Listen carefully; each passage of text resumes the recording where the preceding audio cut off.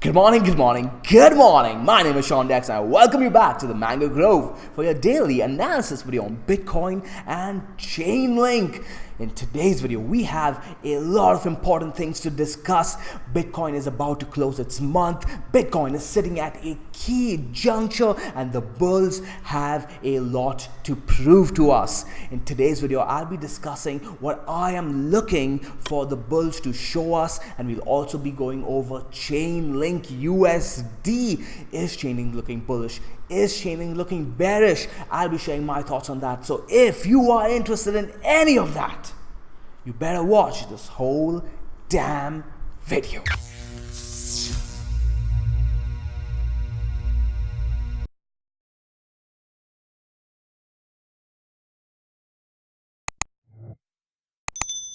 And here we have Bitcoin USD on the 4-hour. Let's go ahead and turn on our horizontals, and Bitcoin going exactly as planned. If you guys do remember from a few days ago, we were discussing about how if Bitcoin breaks this range over here, 7,350 to 7,400, we'd be looking for the next range to play out, essentially between 7,700 and 7,400. And now that's essentially what is happening to the T, right? All we had to do was buy the support area for around 7,400 and sell the resistance area of around 7,700. Now, if you guys do remember from yesterday's video, we were looking for Bitcoin to come down and test this yellow box territory over here, or the 4-hour 21 EMA, whichever comes first. And in fact, we actually got both of them confluencing with each other. Let's go ahead and turn on the mango ribbon right over here, and you guys can see that Bitcoin coming down, testing the top of the region just as we expected, 7,700, and then coming down and testing the 4-hour 21 EMA to the T. I got filled on my position over there.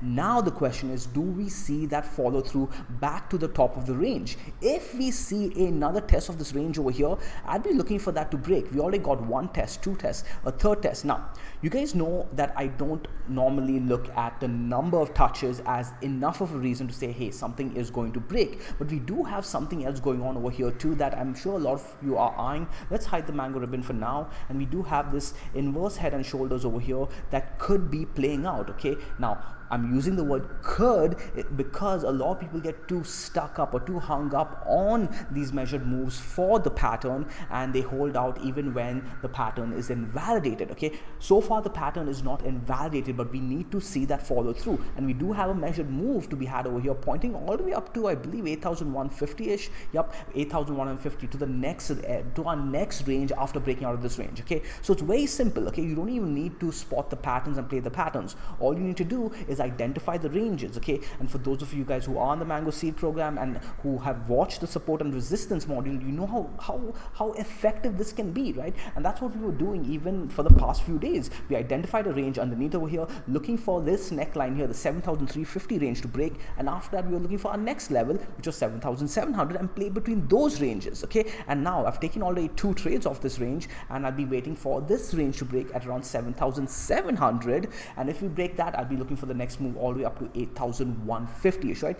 Easily done step by step. Now, I do want to let you guys know that I'm not being too aggressive at all on any of these moves. I'm being very cautious, in fact, more cautious than I usually am. And why is that?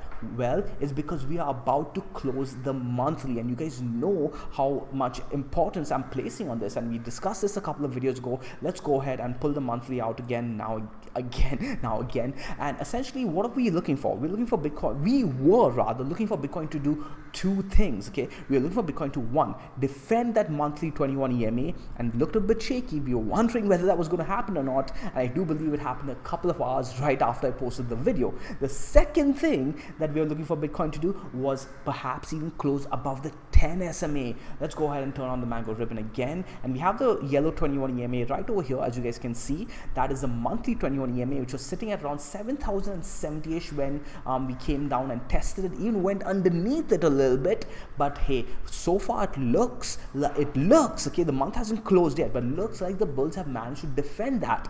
For me to even have a slight bullish tint, okay, on Bitcoin, I'll be looking for the bulls to even perhaps close above the 10 SMA. Let's go ahead and pull that up too, right over here. Okay, there we go. So if Bitcoin closes even above the 10 SMA, that would be a very, very good look. Bitcoin's 10 SMA currently sitting at 7,700 10ish on the monthly, okay, 7,700. Let's round it off, 7,700. If the bulls manage to do that, close above the monthly 10 SMA at 7,700, which by the way is also the top of our current range that we're sitting at, then I would honestly be looking for a retest of the Tenkin, which is currently sitting at 8,500, right? So we already had, we don't have it complete just yet, but one of the two things that we are looking for, one of the two criteria that I was looking for the bulls to salvage this picture, the long-term picture for Bitcoin, was to defend that monthly 21 EMA. But hey, the month is not done yet. The bears may attack very, very soon and close this underneath the 21 EMA. So don't get too excited just yet, guys. I know a lot of people are getting a little bit excited because honestly, it's a little bit premature to be getting too bullish over here. The daily trend is still down. The weekly trend is still down. The monthly trend isn't down yet. I know a couple of people in the Mango Telegram they mentioned the monthly trend is down. What chart are you guys looking at? I don't understand. Unless you guys are looking at this lower high over here, that's not enough, guys, to determine that the trend is down. In fact, you can't even, the way I look at it, this is not a lower high until we confirm a lower low, okay? And to confirm a lower low, we need to take out 3,153. So this is not a downtrend on the monthly by any means. Now, should you be waiting for a downtrend on the monthly? Again, that's it's a long away. But for now, let's focus on the most immediate picture. We are about to close the monthly, and it is the 29th. I'm looking for Bitcoin to close above the 10 SMA. That will give us a much clearer picture and more edge to be had on the trade, right? And you can see it even if you go on over to the 4-hour, right? Let's oscillate between the two. You're going to see the confluence over here. What are we looking at if we close above the 7,700 region, which by the way is the monthly 10 SMA? If we close above the 7,700 region, then I'd be looking for a move all the way up to 8,161. Okay, that's a good range to be played if you are playing simple support and resistance. However, if we simply oscillate between the two, there's not much edge to be had in this range. The range is so tiny. Now, going back to the monthly, you're going to see the similar situation. Turn off our horizontals, and you're going to see that, hey, if we close between the 10 SMA and the 21 EMA, again, the range is so thin. But if we close above the 10 SMA, we have a range all the way up to 8,500, right? So it's a very similar situation on both fronts. So either way, I'd like for Bitcoin, this may sound a little nasty, especially for the Bitcoin bulls, but I'd like for Bitcoin to, if it's going to close underneath the 10 SMA, it might as well just close underneath the 21 EMA, because then I can get properly bearish and look for further downside. But if it closes between the two, it's going to be a little bit more harder to play a more aggressive move. But if you close above the 10 SMA, right, then I can look for further upside, perhaps all the way up to the 10K, right? And remember what we talked about. If we close the monthly above, if we go and test the 10K, okay, on the monthly level, that may actually line up with us closing a 3-day above this cluster here, above this mango ribbon cluster, which is the 21 EMA, the 10K, and the 10 SMA all on the 3-day, and then we are going to have a more bullish setting to be played off. Now, going back on over to our lower time frames, let's see if we have anything going on. Okay, so Bitcoin is making its way up towards the top of the range over here. It's looking better and better. Earlier today, it wasn't looking the best, but not the worst either, right? Finding that base off the 21 EMA and now grinding its way back up to the top of the range. If it can close above the 10 SMA over here, it's going to have a very, very good look. Let's go ahead and pull up the oscillators, see what we have going on over here. Oscillators on the top of the range over here. Do we have any bearish divergence? Yeah, actually, we do have some bearish divergence, but you could say it kind of already played out, right? Yeah, it does seem to have already played out, and now Bitcoin being picked up off that 4-hour 21 EMA and grinding its way back up. So this does look good, actually. Interesting. Let's go ahead and look at the 12-hour. We were looking at this yesterday. Had that bullish cross. How much more has it moved aggressively to the upside? If TradingView wants to load for me, go ahead, TradingView. Take your time. It's not like I'm on camera or anything. Wow, this is looking pretty aggressive. We do have the bullish divergence playing out already. So now if in my this 12-hour bullish divergence, in my opinion, has already played out, but it could have more to go, especially if we do clear this 12-hour 21 EMA over here. And as we speak, we have around 2.5 hours before we close this 12-hour, looking good. But hey, at any moment now, the bears will come in and try and short the top of the range over there. But depends, can the bulls push this up? If we do clear above that, then I'll be looking for a test to, let's go ahead and pull up our mango ribbon. Perhaps the Kijun, right? This would meet, this would actually have confluence with our measured move of that inverted head and shoulders. And I do believe that this inverted head and shoulders is being played out on the 12-hour, even though a lot of people, including us over here at Mango, are looking at the 4-hour. But I did mention this on the Mango Telegram group. I said that, hey, I do believe that this inverted head and shoulders will be played on the 12-hour time frame. You can see that how each time, as soon as we confirm 2 candles above the 10 SMA over here, we had that drive up to the next level. Now we have confirmed 2 candles above the 10 kin, and we're seeing the drive up to the next level, which is the 21 EMA, right? But it's a tight range. If we can close above here and confirm a candle over here above the 12-hour 21 EMA, so I want to see an open and close, then I'll be looking for the test of the Kijun, and this is going to look better and better, and then the daily is going to start looking very, very good. I'm going to pull up the daily now and show you guys something very interesting. The daily has confirmed, not just yet, but it has a chance to confirm a nice candle above the 10 SMA, and it hasn't done that in a very, very long time. Okay, so if it does do that, what am I looking for next? Well, again, 7,900 to around 7,800, but the 12 hours Kijun is pointing towards 8,050. So I'll be looking for that to wick at the very least to around 8,050-ish, and then perhaps if we close above this daily 21 EMA, that's gonna start changing the picture around for a lot of people.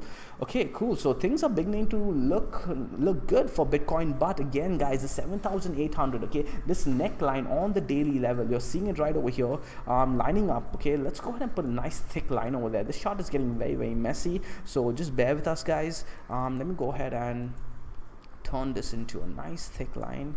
Okay, so that key level over there is going to be key. I will be expecting a defense by the bears coming in over there. So so the thing is, we could get over there, get all the way up to 7,900, and even if we close at around 7,720-ish, the bulls would have managed to do something which is close the monthly over the 10 SMA. That is good enough for me. Okay, that is good enough for me. However, if we get something like this where we even close above the daily 21 EMA as well as the 10 kin, then I'm going to be looking for further upside all the way up to 8,438. Then we're going to be going very, very aggressively on over to the higher time frames, right? We're going to go to the daily already, then over to the 3-day where we have our huge mango ribbon cluster sitting over here that I'm looking for Bitcoin to clear before looking for any aggressive longer term moves.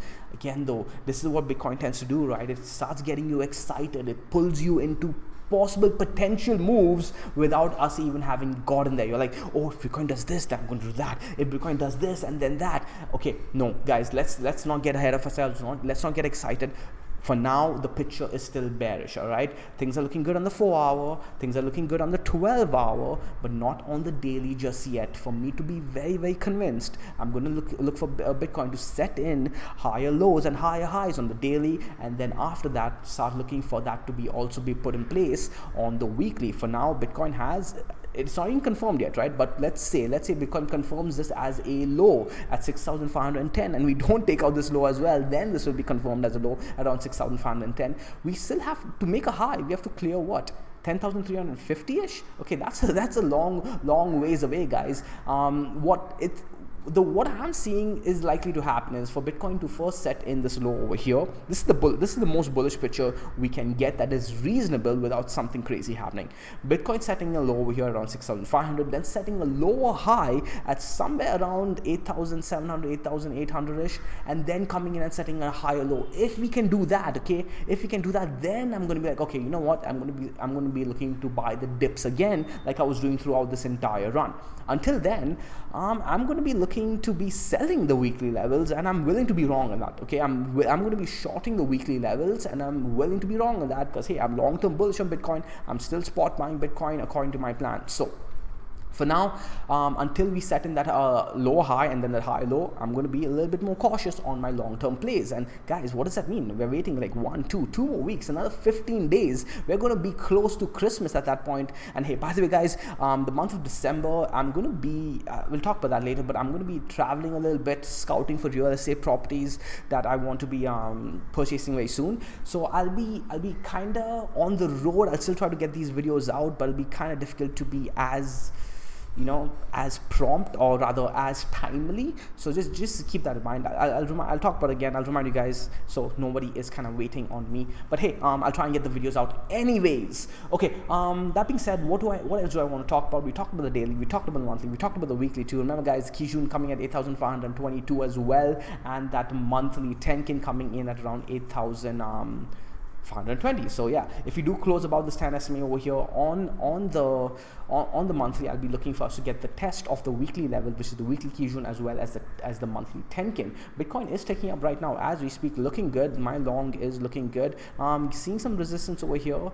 So let's see if Bitcoin can actually make its way to the top of the range over here. By the way guys, we're talking about the bullish picture. Let's go ahead and talk about the bearish picture as for what Bitcoin could be doing. Let's go ahead and pull on the 4-hour, turn on our horizontals, and yeah, so if we get rejected, if we put in a lower high over here, right, and then make our way down, okay, that's not going to look the best. And if we close underneath the 21 EMA as well as the Kijun, I'm not even going to be looking at this 10K over here. I'm going to be looking for us to make our way down towards 6,966 again. So the bearish picture over here would be that this head and shoulders that we've marked out gets completely negated by Bitcoin coming back into the range over here. This is one of the reasons too that this is one of the reasons as to why I don't put too much weight on patterns, because if you get too fixated on a pattern and you're looking only for that move over here, you miss out on the fact that hey, the pattern might get invalidated. And when you're playing the ranges, right, it's a lot easier to see because you're being a lot more objective. You're like, oh, okay, cool, we're on to the next range now, and you get to play this measured move, or not measured move, this move towards the downside. Okay, so yeah, just keep that in mind guys. This pattern and this bullish move is completely invalidated if the bears do step in before the end of the month and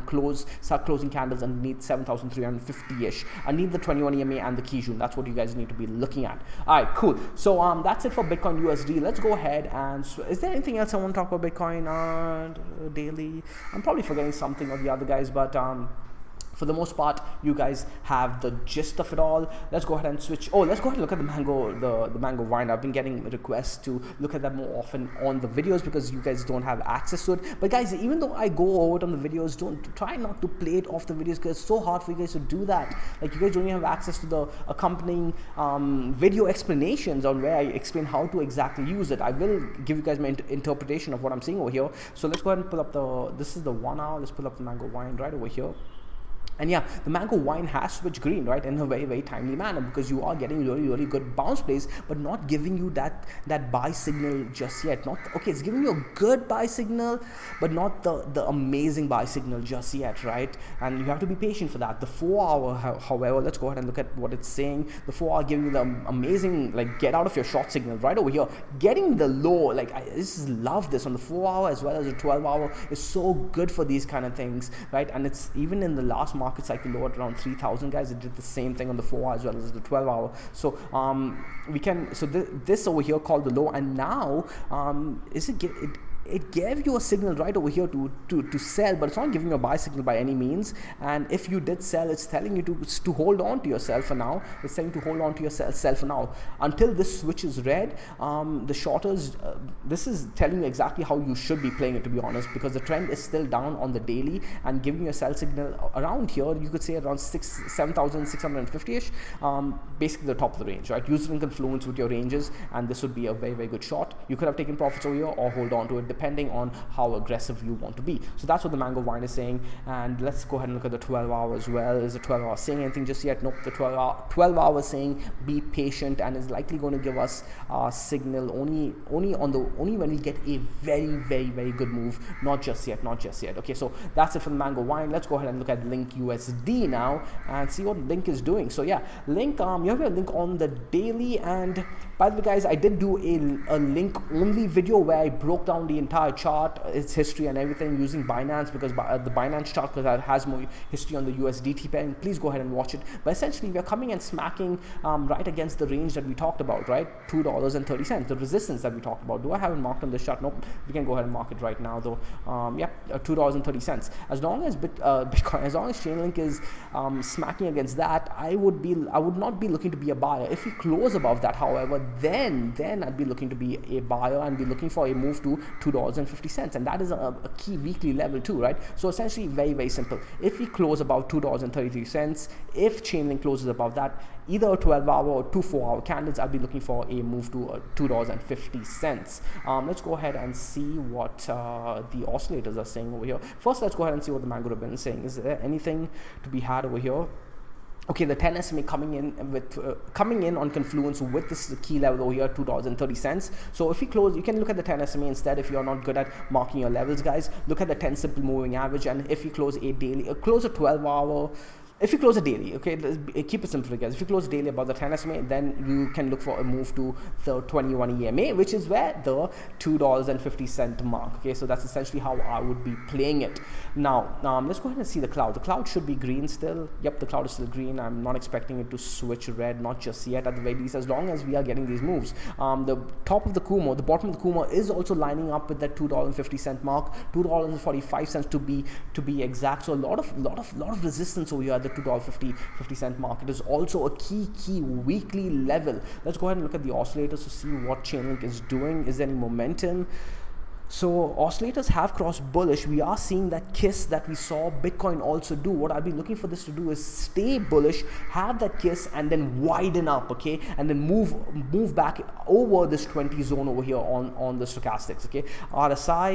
RSI might be putting in some bullish divergence, and yes, RSI is putting in bullish divergence between this point over here and this point over here. So yeah, if we can actually confirm this and even close a 4-hour or 2 4-hour candles above this level over here, I'd be looking for a test of the 21 EMA, which is at the $2.50 mark. So a lot of things actually pointing to a potential test of this move over here, of this level over here to $2.50. I'd be looking for that on Chainlink. Bitcoin is also looking to get to the top of its range, I'm pretty sure. So that's Chainlink on the daily. Let's go ahead and look at the 12 hours, see what the stochastics are doing over there, and we do have bullish divergence over here too. This is looking a lot like Bitcoin. Jesus, 1 and 2, and yeah, between this point and this point, good enough. At the very least, I'm looking for Chainlink to come and test $2.40. Okay, if we can close a 12-hour above here, above this horizontal, then perhaps we might have some sort of ascending triangle formation going on over here, and we could have not ascending triangle, but this does still have a measured move to be had,